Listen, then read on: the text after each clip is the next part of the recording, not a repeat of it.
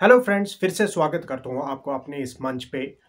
आज हम बात करेंगे देश में हुए सबसे बड़े घोटाले की बात। हम सबको मालूम है कि देश के प्रधानमंत्री जब भी भाषण देते थे और करप्शन के खिलाफ बोलते थे कि ना खाऊंगा ना किसी को खाने दूंगा। 2024 के इलेक्शंस के ठीक पहले इलेक्टोरल बॉन्ड्स का बांडा फूट गया है। न जाने कहां से सुप्रीम कोर्ट ऑफ इंडिया को इसकी भनक लग गई और उन्होंने एसबीआई से इसके मुतालिक सभी रिकॉर्ड्स मंगवाए। क्या देश का सबसे बड़ा घोटाला प्रधानमंत्री की नाक के सामने हो रहा था कि ये खुद इसमें मुलव्वस है? राहुल गांधी की माने तो यह सब कुछ देश के प्रधानमंत्री के कहने पे ही हो रहा था और इस सब के पीछे नरेंद्र मोदी ही जिम्मेवार है। नमस्कार, कैसे हैं आप? ठीक है। कुछ साल पहले नरेंद्र मोदी जी ने ये हिंदुस्तान का जो पॉलिटिकल फाइनेंस का सिस्टम है उसको साफ करने की बात की थी और इलेक्टोरल बॉन्ड्स का जो कॉन्सेप्ट है वो नरेंद्र मोदी जी ने डेवलप किया और उसको इम्प्लीमेंट किया। और कुछ ही दिन पहले इलेक्टोरल बॉन्ड की सच्चाई देश को दिखी। बेसिकली जो नरेंद्र मोदी जी ने इलेक्टोरल बॉन्ड का कॉन्सेप्ट रखा है वो दुनिया का सबसे बड़ा एक्सटॉर्शन रैकेट है।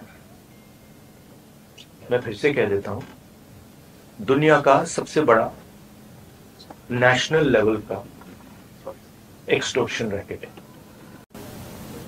कंपनियों से हफ्ता लेने का तरीका है, कंपनियों से कॉन्ट्रैक्ट्स का शेयर लेने का तरीका है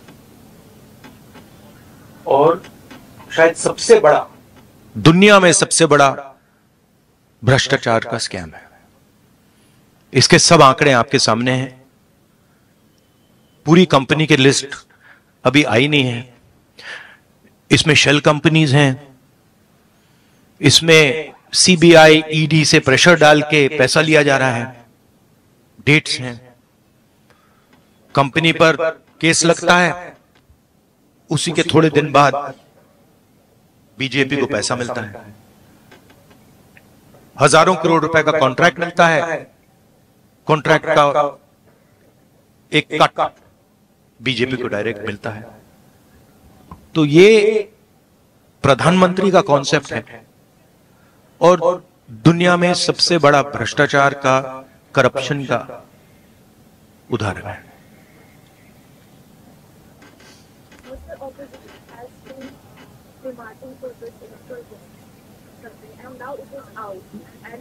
We are seeing it a 50% like vote and opposition is whether it's the party or the TMC. So now what will be the further strategy? Look, the question is not whether it is 10%, 20%, 50% more. The question is that none of the opposition parties have access to contracts at the national level. None of the opposition parties are giving highway contracts, are giving defense contracts to these people. Okay? So, none of the opposition parties are controlling the CBI. None of the opposition parties are putting Pegasus on people's phones. None of the opposition parties are controlling the income tax department. None of the opposition parties are controlling the extortion directorate. These are all controlled directly by the BJP and by the Prime Minister of India. And what we are seeing is criminal extortion from corporate India. Every single corporate knows this. They are scared, they are pressured, but this is what is going on. The question here is not opposition. The question here is that months after a contract is given, the corporate is suddenly giving electoral bonds to the BJP. The question here is, immediately after CBI is filing a case, ED is filing a case, the corporate is giving money to the BJP. This is the issue here, right? And it is blatant, and it is run by the Prime Minister of India. Yes. Technically, by law, for certain you need a complaint in a way through electoral bonds in which got 5,000 crores. Congress also got around 14. So these are allegations. What is the logical conclusion? These are not allegations; these are facts.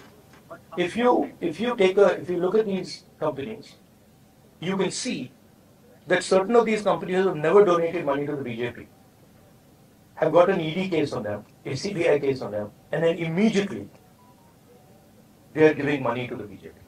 You can see that there are a large number of shell companies here,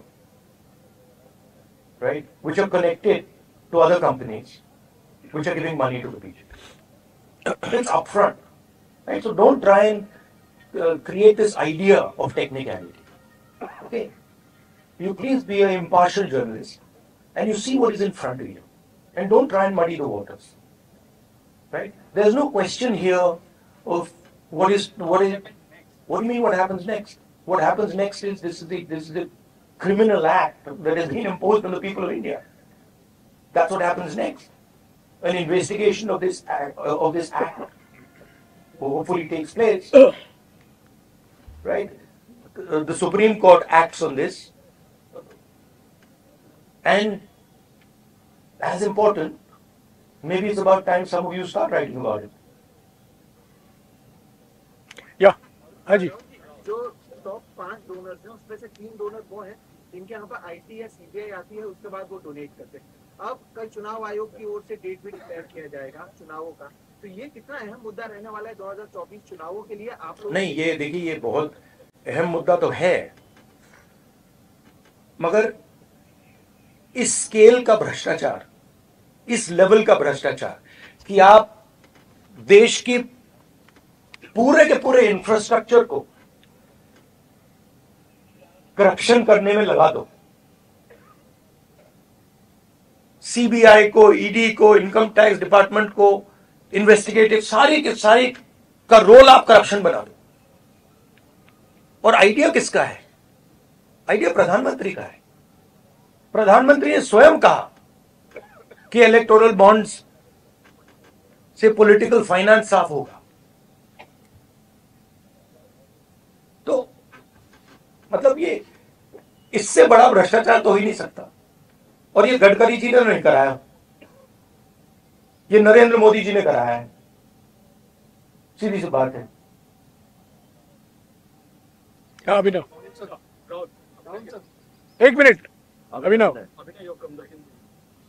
you're saying these companies are funding, but most of these companies, they are operating from a state or 2 states where your government is, Telangana or in Karnataka, and they are getting mega, for example, MEIL, Mega Engineering Infrastructure and Infrastructure Private Limited, and they got projects in your government in the states. Like No. Karnataka. No, you're wrong. that's right. Our government in Telangana has come a few months ago. In Karnataka. Right? No, actually you're wrong. That's not what's happened.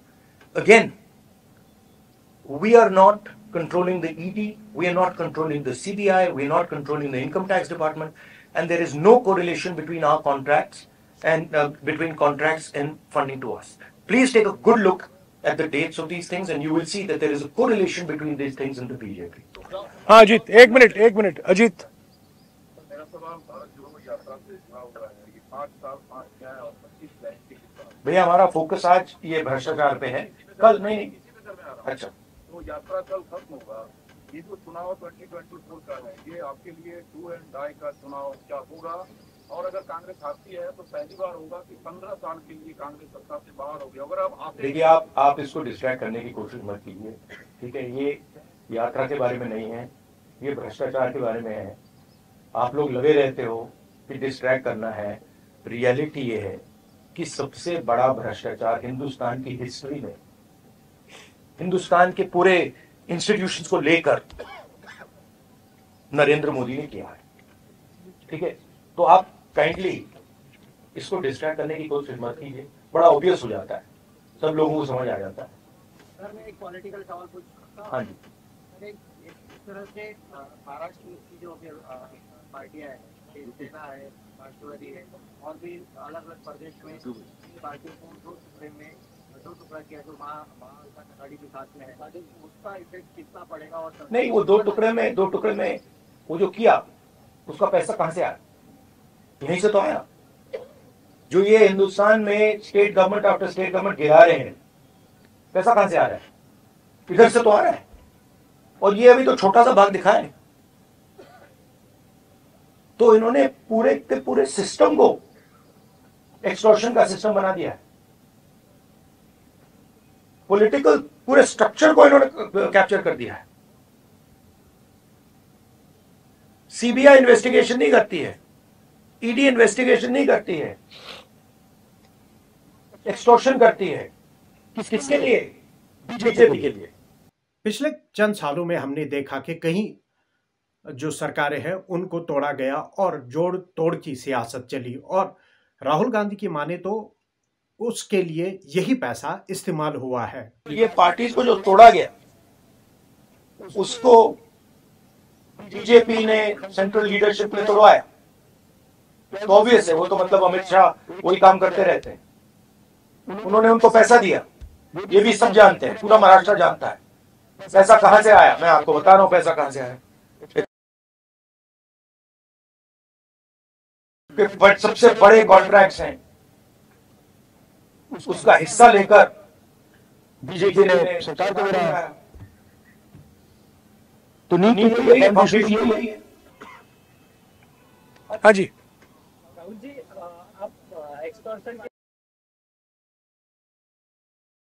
को लेकर, तो इस मुद्दे को लेकर आप supreme court जाएंगे? जो भ्रष्टाचार हुआ है आपका मानना है, तो इसको इस मुद्दे नहीं, मेरा मानना मतलब आप पढ़ा के बारे में क्या? आपने अभी बोला तो आपने लिस्ट देखी कंपनी की, आप मीडिया में है ना? मुद्दे को लेकर आप जाएंगे क्या, ये पूछ रहा हूँ। नहीं, जाएंगे क्या, हम रेज करेंगे, मगर आपका भी काम बनता है ना। कहाँ कर रहे हो आप? तो ऐसे बोल रहे कैसे हुआ ही नहीं। तो मेरा कहना है, हाँ, सुप्रीम कोर्ट का रोल है,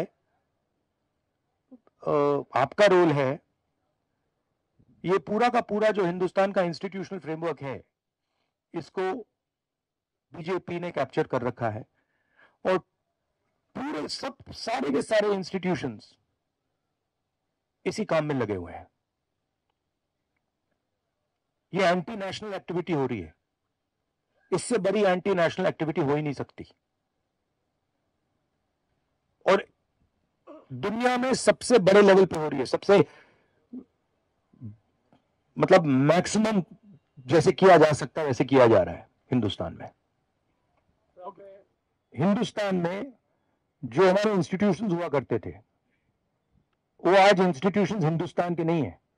चाहे वो इलेक्शन कमीशन हो, चाहे वो सीबीआई हो, ईडी हो, ये सब हो, ये अब बीजेपी और आरएसएस के हथियार हैं।